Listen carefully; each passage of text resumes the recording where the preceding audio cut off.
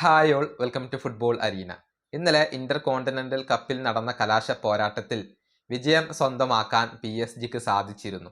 Penalty ഷൂട്ടൌട്ടിലാണ് അവർ വിജയം സ്വന്തമാക്കിയിട്ടുള്ളത്.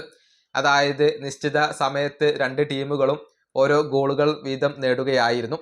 ആദ്യം കീച്ച കോരഷ്കേലിയ PSG lead നേടിക്കൊടുത്തു. എന്നാൽ 62ാമത്തെ മിനിറ്റിൽ ജോർഗീഞ്ഞോ നേടിയ പെനാൽറ്റി ഗോളിലൂടെ ഫ്ലമംഗോ സമനില പിടിച്ചു. പിന്നീട് അധിക സമയത്തേക്ക് കാര്യങ്ങൾ നീങ്ങി. പിന്നീട് പെനാൽറ്റി ഷൂട്ടൌട്ടിലേക്ക് കാര്യങ്ങൾ പോവുകയായിരുന്നു. അവിടെ PSG ഗോൾ കീപ്പറായ സഫനോവ് അവരുടെ ഹീറോയായി മാറി. 4 പെനാൽറ്റികൾ സേവ് ചെയ്തുകൊണ്ടാണ് അദ്ദേഹം ഇപ്പോൾ PSG ഈ ഒരു കിരീടം നേടിക്കൊടുത്തിട്ടുള്ളത്. ഏതായാലും ഈ ഒരു പരാജയത്തിന് ശേഷവും ഫ്ലമംഗോയുടെ ബ്രസീലിയൻ പരിശീലകനായ ഫിലിപ്പെ ലൂയിസിന് വലിയ പ്രശംസകളാണ് ഇപ്പോൾ ലഭിച്ചുകൊണ്ടിരിക്കുന്നത്. അതായത് PSG പോലെയുള്ള ഒരു കരുത്തുറ്റ ടീമിനെതിരെ മികച്ച പോരാട്ട വീരത്തോടു കൂടിയാണ് ഫ്ലമംഗോ കളിച്ചിട്ടുള്ളത്. അതുകൊണ്ട് തന്നെ വിദേശ മാധ്യമങ്ങൾ വലിയ രൂപത്തിലുള്ള പ്രശംസകൾ അദ്ദേഹത്തിന് നൽകിയിട്ടുണ്ട്.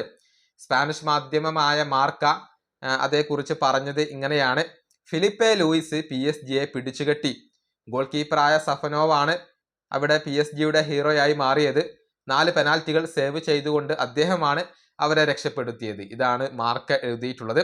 അതേസമയം മറ്റൊരു സ്പാനിഷ് മാധ്യമമായ AS എഴുതിയത് ഇങ്ങനെയാണ്: ഫ്ലമംഗോ മത്സരം പെനാൽറ്റി ഷൂട്ടൌട്ട് വരെ എത്തിച്ചു.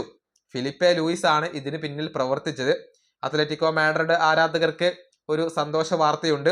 നല്ല ഒരു പരിശീലകൻ നിങ്ങളെ കാത്തിരിപ്പുണ്ട്. ഇതാണ് AS എഴുതിയിട്ടുള്ളത്.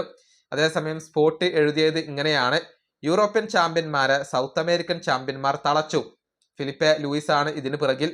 പെനാൽറ്റി വരെ കാര്യങ്ങൾ എത്തി. പക്ഷെ പിന്നീട് ബ്രസീലിയൻ ക്ലബിന് അടിയറവ് പറയേണ്ടി വന്നു. ഇങ്ങനെയാണ് വിദേശ മാധ്യമങ്ങൾ, പ്രത്യേകിച്ച് സ്പാനിഷ് മാധ്യമങ്ങൾ ഫിലിപ്പെ ലൂയിസിനെ പുകഴ്ത്തിയിട്ടുള്ളത്. നല്ല ഒരു പോരാട്ട വീരം തന്നെയാണ് ലൂയിസിന്റെ ക്ലബ്ബായ ഫ്ലമംഗോ ഇപ്പോൾ പുറത്തെടുത്തിട്ടുള്ളത്. മികച്ച പ്രകടനമാണ് ഈ സീസണിൽ ഉടനീളം ഈ ബ്രസീലിയൻ ക്ലബ്ബ് നടത്തിയിട്ടുള്ളത്. ഈ വീഡിയോ അവസാനിപ്പിക്കുന്നു. അടുത്തൊരു വീഡിയോ കൊണ്ട് കാണാം.